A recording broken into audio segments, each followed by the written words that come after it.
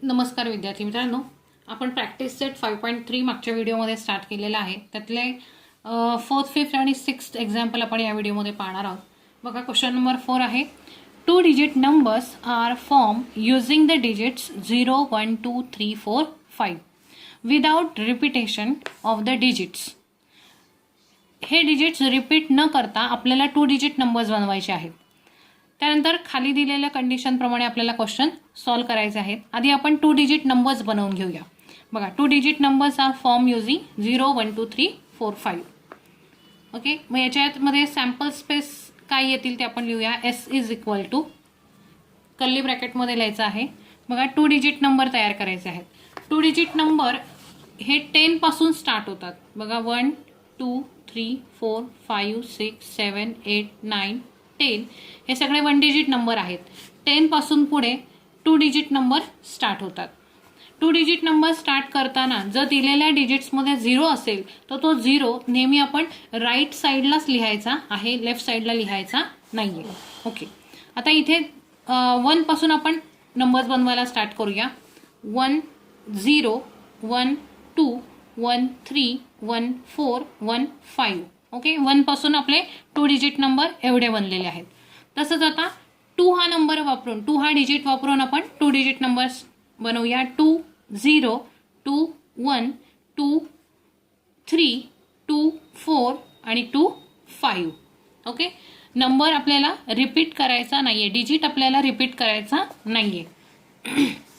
Then आता 3 digit use करून आपण नंबर बनवूया. 3, 0, 3, 1, 3, 2, देन 3, 4 आणि 3, 5. देन 4 यूज करून 4, 0, 4, 1, 4, 2, 4, 3 आणि 4, 5. देन 5 वापरून 5, 0, 5, 1, 5, 2, 5, 3, 5, 4.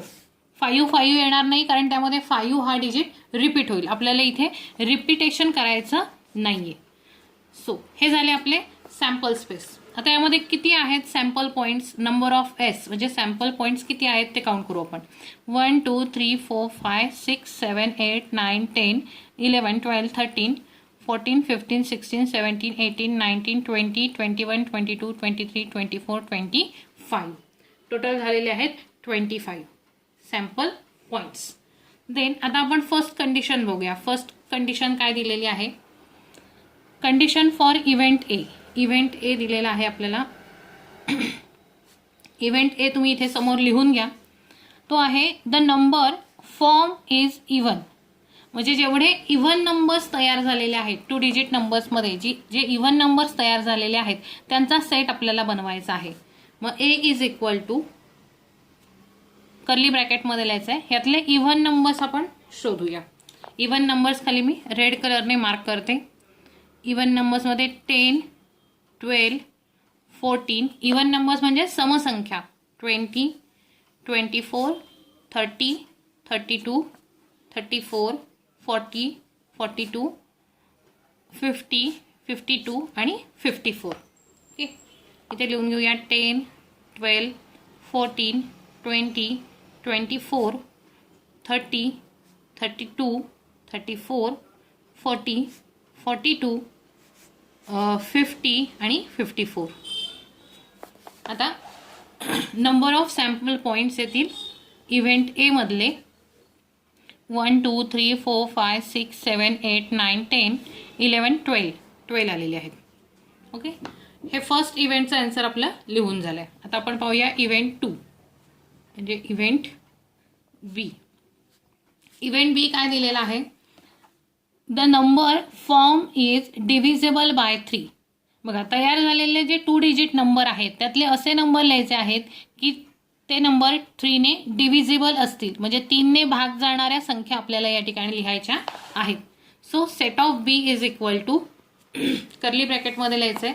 आता याच्यातले 3 ने डिव्हिजिबल असणारे नंबर कोणते आहेत की जे 3च्या टेबलमध्ये आहेत त्याला आपण ग्रीन कलरने सर्कल करून घेऊ. बघा, 3 4 जा 12, देन 3 5 जा 15, 3 7 जा 21, 3 8 जा 24, देन 3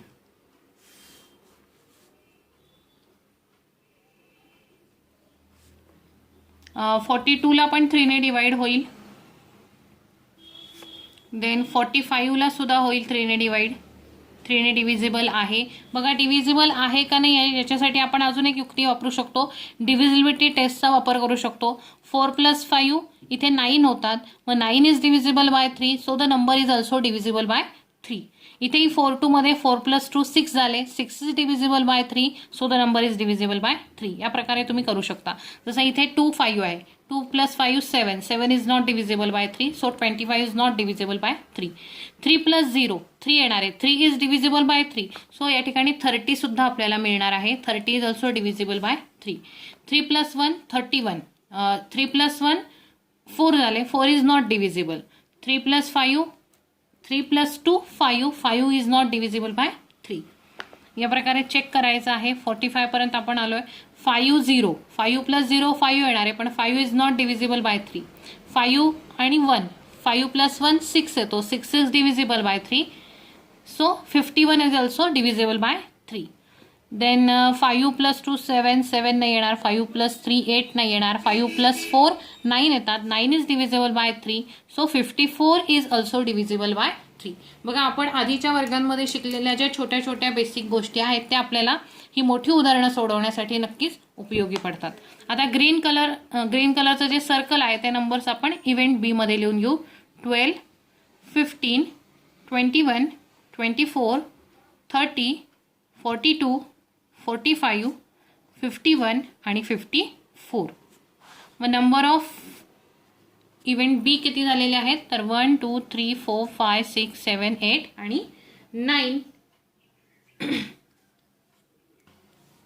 9 आपल्याला मिळालेले आहेत. देन थर्ड आहे इव्हेंट सी. बघा इव्हेंट सी काय दिलेला आहे. Condition for event C, the number form is greater than 50. बघा तयार झालेला जो नंबर आहे तो नंबर कसा हवा, ग्रेटर दॅन 50 म्हणजे तो 50 पेक्षा आपल्याला मोठा हवा आहे. मग 50 पेक्षा मोठे असलेले 50 पेक्षा मोठे असलेले सगळे 2 डिजिट नंबर आपण इथे लिहू शकतो. मग 50 पेक्षा मोठे असणारे 51 52 53 आणि 54.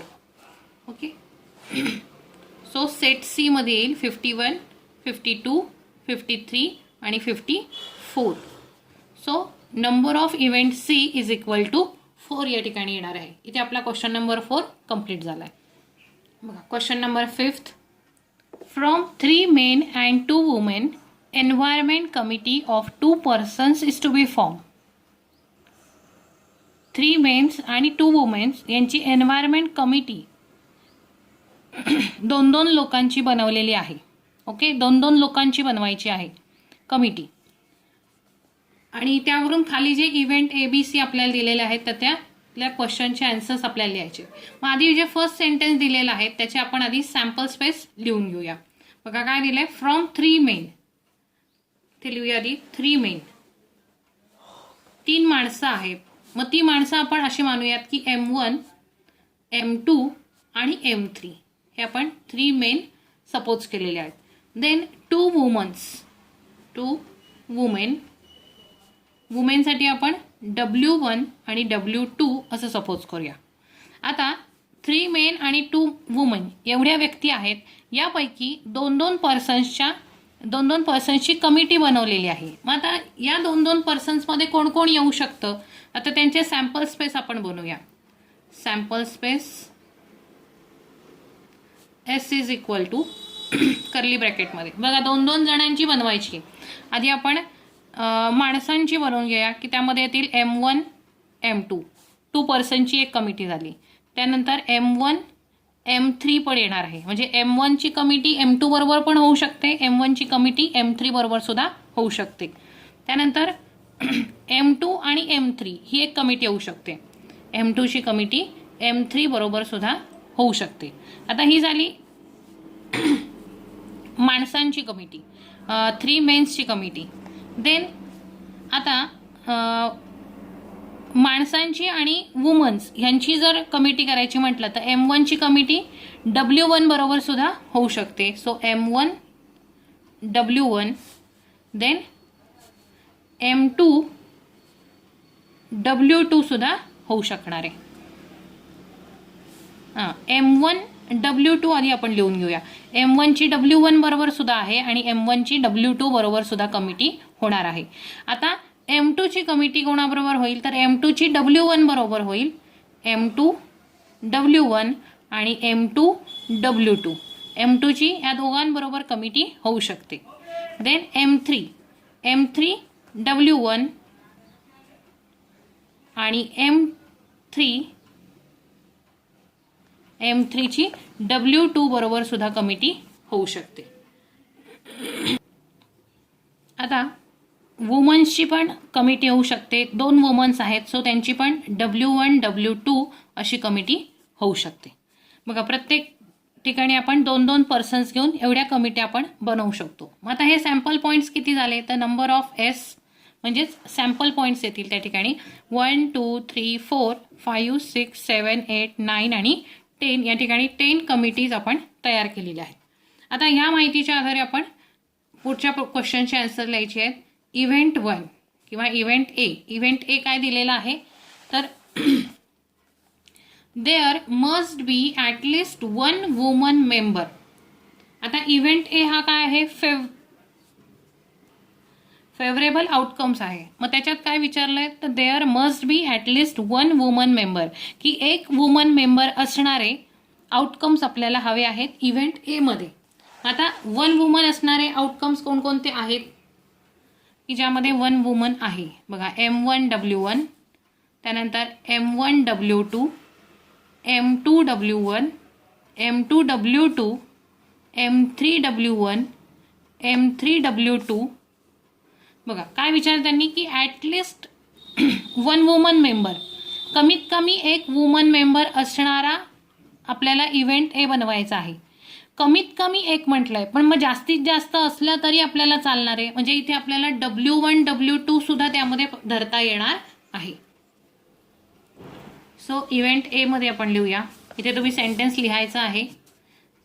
इव्हेंट एचा सेट तयार होईल M1 W1 M1 W2 M2 W1 M2 W2 then M3 W1 आणि M3 W2 आणि W1 W2. आता नंबर ऑफ इव्हेंट ए किती झालेले आहेत नंबर ऑफ सॅम्पल्स 1 2 3 4 5 6 आणि 7 या ठिकाणी 7 आउटकम्स इव्हेंट ए मध्ये येणार आहेत. आता पाहूया आपण इव्हेंट बी. इव्हेंट बी मध्ये काय आउटकम्स येतात. इव्हेंट बी काय दिलेला आहे आपल्याला 1 man 1 woman committee to be form. एक माणूस आणि एक स्त्री असलेली किती कमिट्या त्या ठिकाणी तयार होतील. एक माणूस आणि एक स्त्री असणारी कमिटी आपल्याला तयार करायची. बघा एक माणूस आणि एक स्त्री असणारी. आता वरच्या इव्हेंटमध्ये आपण एक स्त्री असणारी कमिटी तयार केलेली आहेच आहे.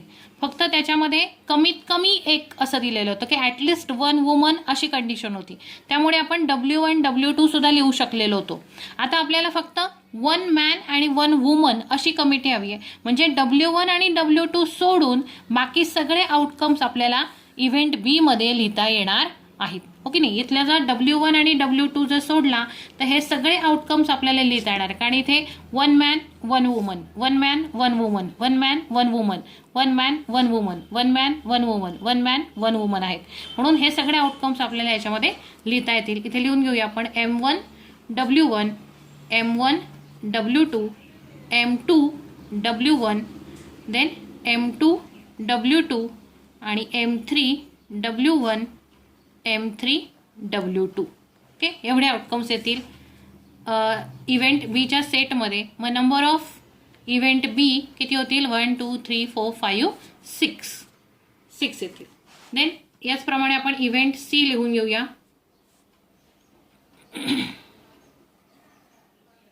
Event C is equal to बघा there should not be a woman member. Event C मध्ये असे आउटकम्स लिहायचे आहेत की त्या ठिकाणी वुमन हा मेंबर आपल्याला नको आहे. म्हणजे फक्त आपल्याला मेन्सची कमिटी त्या ठिकाणी लिहायची आहेत की किती मेन्सच्या कमिट्या तयार झालेल्या आहेत. मग त्या किती येतील बघा M1 M2 ही एक कमिटी येईल. M1 M3 येईल.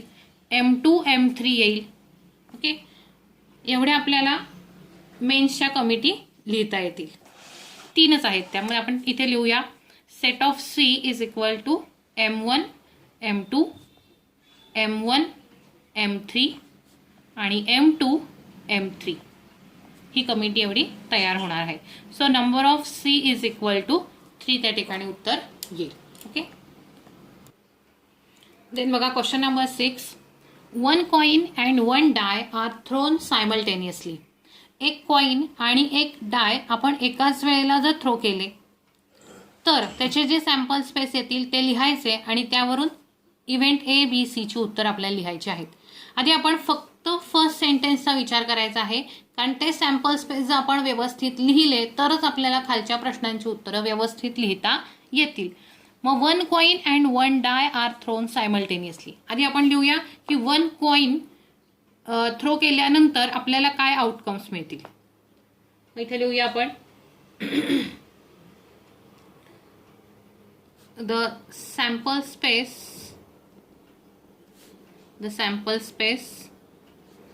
For a coin. कॉइनसाठी असणार आहे sample space S is equal to, एक कॉइन जर आपण थ्रो केलं तर सॅम्पल स्पेस काय मिळतील आपल्याला, हेड आणि टेल. मग नंबर ऑफ S किती झाले या ठिकाणी, नंबर ऑफ सॅम्पल स्पेस किंवा नंबर ऑफ सॅम्पल पॉइंट्स आपल्याला 2 मिळालेले आहेत. Then the sample space for a die. एक डाय जर आपण थ्रो केला तर त्यासाठी मिळणारे सॅम्पल स्पेस 1 2 3 4 5 आणि 6 असतील. मग नंबर ऑफ सॅम्पल पॉइंट्स किती येतील तर 6 येतील. आता काय करायचं आहे, या दोन्ही गोष्टी आपण सायमल्टेनियसली थ्रो करतोय. मग the sample space for 1 coin and 1 die thrown simultaneously. Then S is equal to, बघा इथे सॅम्पल स्पेस काय येतील, बघा इथे एक हेड आहे. हेड हा प्रत्येक डायवरच्या प्रत्येक नंबर बरोबर आपण दाखवू शकतो की तेवढे आउटकम्स आपण दाखवू शकतो. म्हणजे कसं तर H1 then H2 H3 H4 H5 आणि H6. त्याचबरोबर टेल बरोबर पण आपण डायमधला प्रत्येक नंबर दाखवू शकतो. Tail 1 tail 2 tail 3 tail 4 tail 5 आणि टेल 6. ओके, एवढे सॅम्पल पॉईंट्स आपल्याला मिळतील जेव्हा आपण कॉइन आणि डाय दोन्ही एकाच वेळेला सायमल्टेनियसली थ्रो करू तेव्हा. मग आता नंबर ऑफ सॅम्पल पॉईंट्स किती होतील तर 1 2 3 4 5 6. हे 6 आणि हे 6 टोटल झाले 12. देन आता इथे फर्स्ट कंडिशन म्हणजे फर्स्ट इव्हेंट काय दिलेला आहे तो आपण वाचून घेऊ.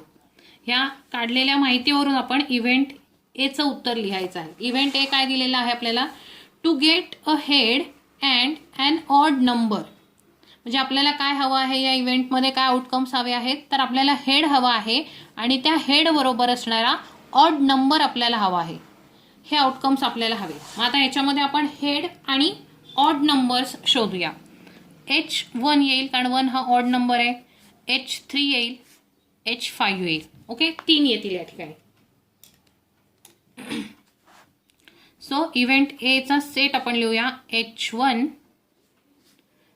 H3 आणि H5. So number of event A is equal to 3. या ठिकाणी आन्सर आपल्याला मिळालेला आहे. देन इव्हेंट बी आपण पाहूया.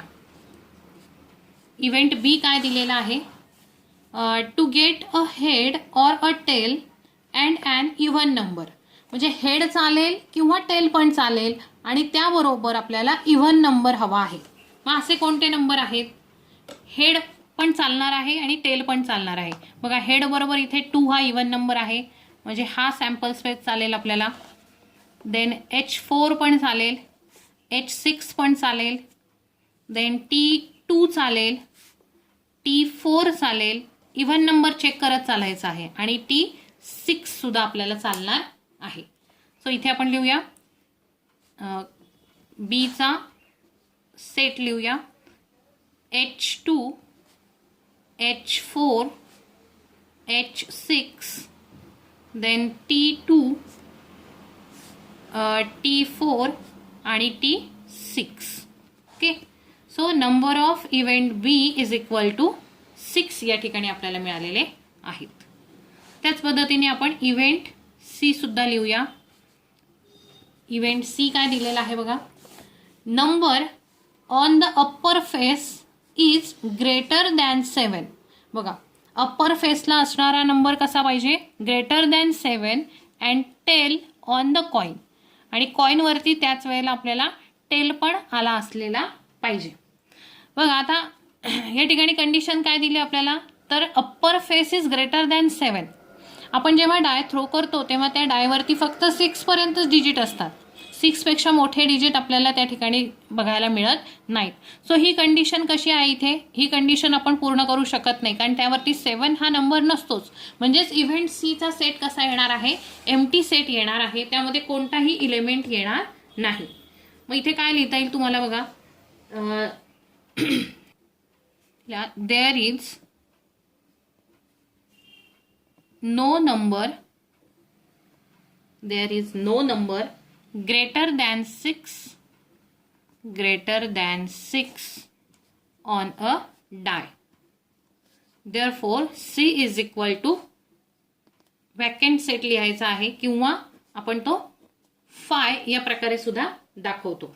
So number of C is equal to 0 या ठिकाणी येणार आहे. ओके. इथे हा आपला प्रॅक्टिस सेट पूर्ण झालेला आहे.